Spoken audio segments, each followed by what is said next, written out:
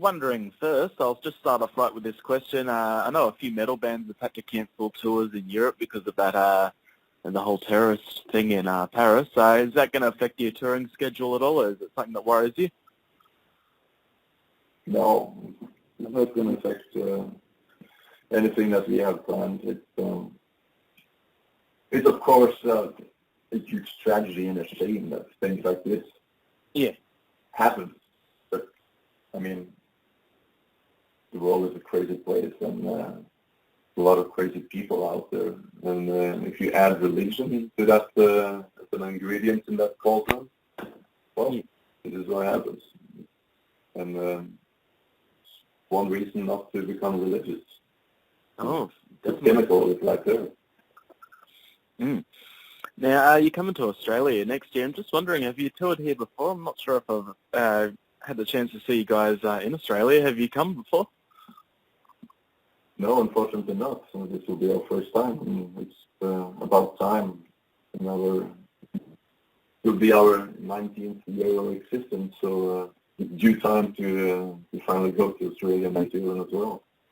Yeah, it's been quite good here in Australia lately. A couple of years ago, you just didn't see black metal bands come through, and just lately we've had a whole heap. We had RAVN and Behemoth and, a fair few others. But, it'd be great to see you guys, and looking forward to it. What can people expect from the show? Is there much of a stage show with your performance? Well, I doubt that we will be able to bring any props or anything, so it will be basically, it will be us,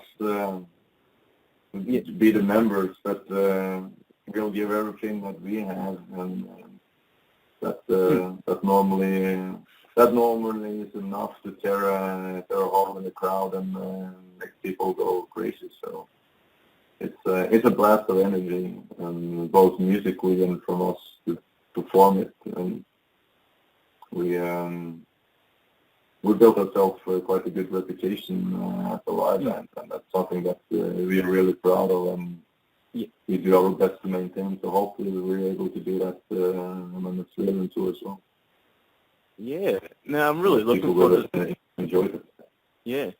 Yeah, it took me actually a while to, really enjoy and see just see the brilliance in black metal. I know when I first heard it wasn't quite for me. I just went back to thrash metal, but then I heard Emperor and a few other bands like Satyricon. I'm like, wow, there's some really great stuff here.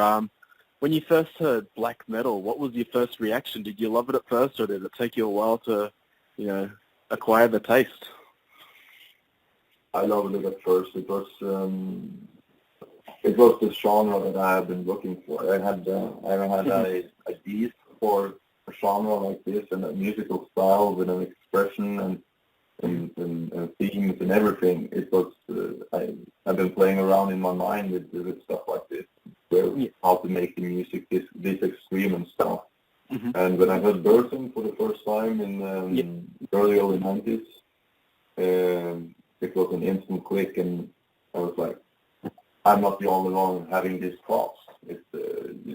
And it's also, this genre also have a name. So it was like, I was sold from the first time I heard it. So that's also the reason for me forming 1349 later on, because I felt that everything that I loved about black metal and the black metal scene was starting to fade out into the synthesized goth act, basically. It resembled more and more about that. And I felt that all the aggression and the atmosphere and the grimness that I loved about black metal was fading out and being overshadowed by something that I didn't think was black metal. So instead of whining and complaining about it, I found 1349 and was fortunate to find members that also felt the same way and understood where we needed to go, and we never looked back, and we took it upon ourselves to maintain and live on the legacy and take care of the heritage of Norwegian black metal the way we want it to be. And it's just hard to fathom being in Australia. I know the metal scene here is quite different, but I just notice in Norway and Poland, the black metal bands, they just take it so seriously, and it's just such a, way of life for people. And, when I see bands, I saw Vartan recently, and, they smelt, like dead animals on stage, and they're covered in blood and stuff. And it's, hard, it's just hard to wonder why you guys go to such extreme lengths. Do you think, all the occult images and the Satanism and the, the blood and guts, is that really add to the writing of the music? Well, it's definitely a mind process, and you need to use different tools in order to trigger your mind into the work in different ways, basically, and to think in new ways and to take different perspective of things. There's a lot of ways to do this, and the magical approach has, of course, a vast amount of things that you can do in order to go different paths with it. And it's all about putting yourself in a different position and see how you react. And if you also can incorporate that into your live act, it would be more convincing to the people as well. And either they will understand it or they will totally reject it. And I think that's also the way that it should be. It should be honest. It should be real. And if you don't believe in it yourself, then it will not come across as clearly as should be either. It will be like, if you're as an artist don't mean what you're doing, and you don't mean what you play, and you don't mean what you sing, it will shine through your music, and it will just become like any other mainstream, just background noise, basically. If you really have your heart and soul in it, you'll able to tell that I'm a believer of that. That if you really do that, you can hear it. If the artist has put his heart and soul into it. This doesn't matter what type of genre that the music is. If it's done right, if it's done with a heart, and you put everything you got into it, you can tell. Yeah, for sure. And there was so much controversy with black metal in the 90s with what was happening with mayhem and Burzum and the church burnings and the murder. Do you think some bands might have taken things a bit too far with, all the destruction and, vandalism and whatnot that went on? Well, there's two aspects about it. One was the musical aspect, and the other one was the war against the settled foundations that were in Norway. And this is also what the end result of this between Varg and Euronymous. They didn't agree upon the approach that black metal should have, and they were like too strong individual, and it had a fatal outcome. Obviously it served a purpose, but I don't know if the price was right. You would never know where black metal would have been today if Euronymous still would have been alive. I, for instance, think that the need for me to create 1349 would probably not have been there, because if Euronymous would have been alive, I don't see that the direction that black metal had been heading with the more synthesized goth style would have happened at least nothing to that extent that it did. When Euronymous died, it kind of created a vacuum, and also when Varg got put to jail, it's kind of like people, the really strong characters that had been there kind of holding a grip on the scene was removed, and people started to kind of move around a bit more, and then starting to people were, of course, there was a balance, a power balance that was being rocked upon there. But yeah, it's an interesting story. But nevertheless, it was always the music that got me into it. That I added the whole church burning and murder to it. Of course, that had a huge impact on the genre getting known throughout the world, and it became so much more. But it still also it has become kind of the shackles of the genre as well, because that if you talk to anybody outside kind of the black metal fans, or any media outside the fan scenes and the metal media, they will always come back to it. So, but let's talk about the church. Let's talk about the Satan. Let's talk about the murders. That kind of, but still, it's a story that tells, like more than 20 years later. It's yeah. It had an impact. The music had a huge impact, but also so did the actions that were put in a semblance to it. And do you think the black metal that's coming out now is as powerful as it was back when, Mayhem were doing Death Crush and Bergene were doing their early albums?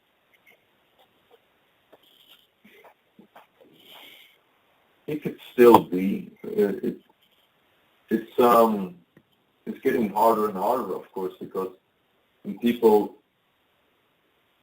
in the beginning, when the Norwegian black metal scene was formed, they were all the bands had specific identities, and they had a specific way of sounding, and that was kind of a unique theme to it. You can definitely tell which band was which. But as time passed by, and a lot of more bands came to the surface, and they were like inspired by, or they misinterpreted the term inspired, and they rather tried to copy, and it's very seldom that a copy could be better.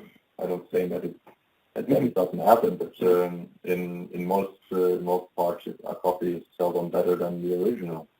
Yeah. And then you get a copy of the copy and so on, and like people saying that we're inspired by Dark Throne, for instance.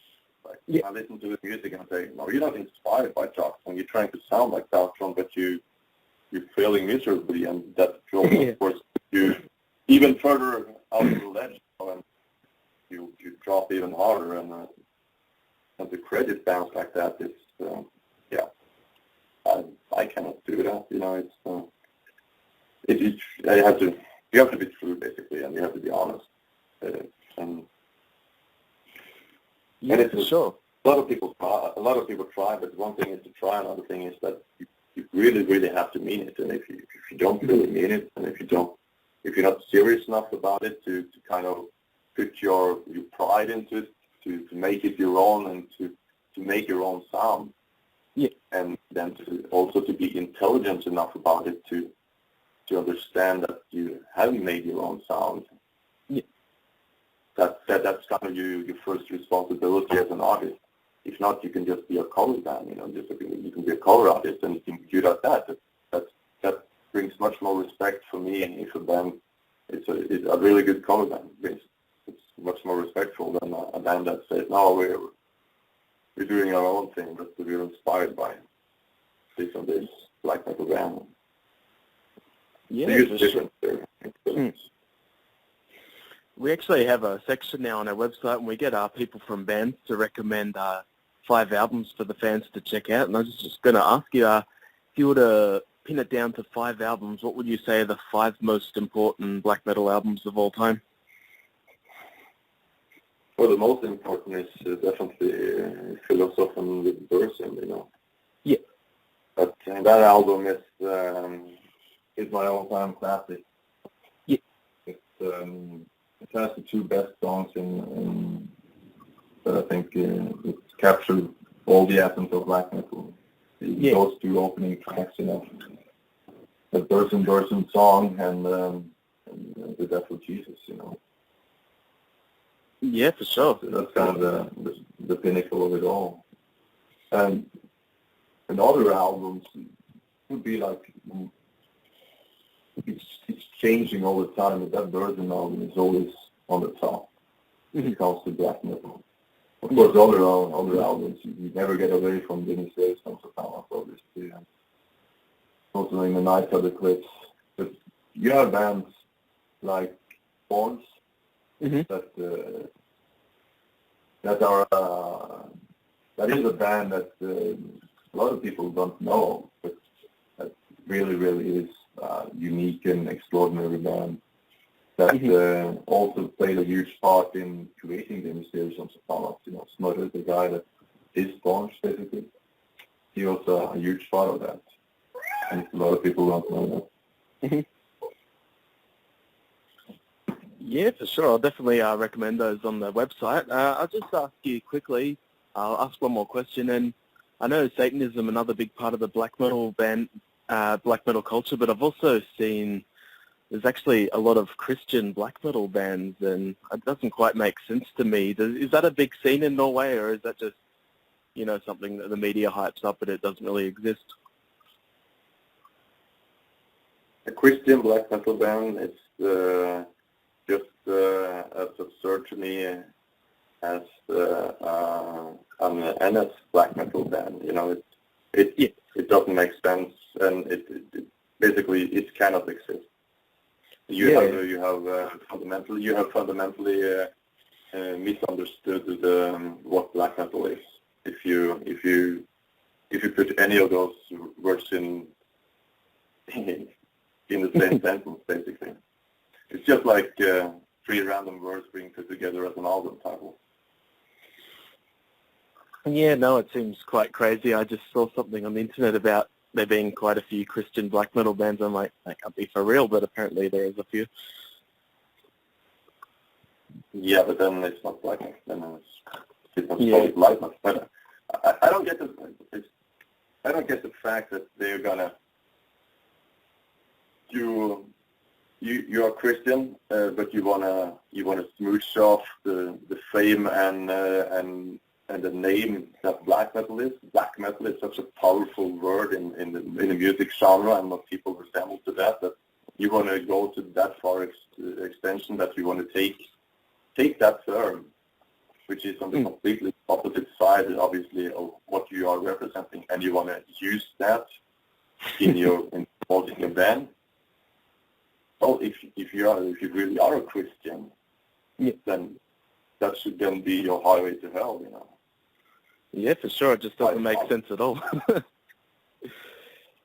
Anyway, it's been awesome talking with you. I'm really looking forward to the tour, and I'll be taking photos as well, so I can post them up on your website, and I'm sure it's going to be an awesome show. I'm really looking forward to see the tour as well. Yeah, no worries. Thanks very much, Raven, for taking time out to talk with me today. I know you had to talk to a few people, and I hope you enjoy the rest of your day. I hope you do too. Okay, thank you very much. Okay, see you then. Bye. Bye-bye.